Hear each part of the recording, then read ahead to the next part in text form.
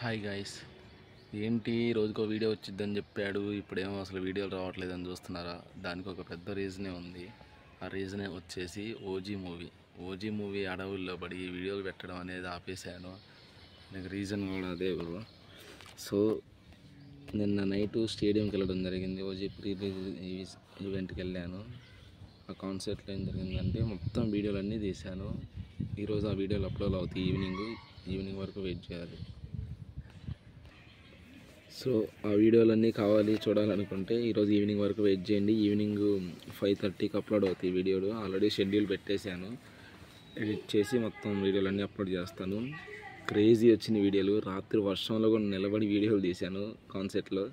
అసలు పవన్ కళ్యాణ్ గారు ఈరోజు నిన్న ఇచ్చిన హైప్ మామూలు హైప్ కాదు. అది అసలు లైఫ్ టైం సెటిల్మెంట్ లాగా ఉంది. అదైతే అసలు హఠాన పట్టుకొని ఆ స్టేజ్ మీద అట్లా కింద నుంచి పైకి ఇట్లా వచ్చిన వీడియోలు కానీ వేరే లెవెల్ అబ్బా. వేరే లెవెల్ అంటే వేరే లెవెల్.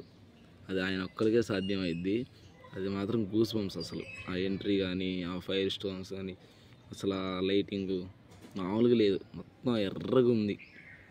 అట్లా నడుచుకుంటా కత్తి భుజం మీద పెట్టుకొని వస్తుంటే నాకైతే లిటరల్లీ గూస్ బంప్స్ వచ్చినాయి.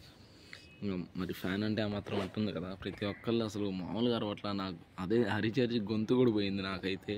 అసలు మామూలుగా అరవాల. నైట్ మేము సెలబ్రిటీ పాసులు తీసుకొని ముందుకెళ్ళిన తర్వాత ఫుల్ క్రౌడ్ మొత్తం నెట్టేశారు. కింద పడ్డాం. నాకైతే కాలుకి ఇక్కడ దెబ్బ కూడా తాకింది. నేను మా ఫ్రెండ్ వాళ్ళు వెళ్ళాము.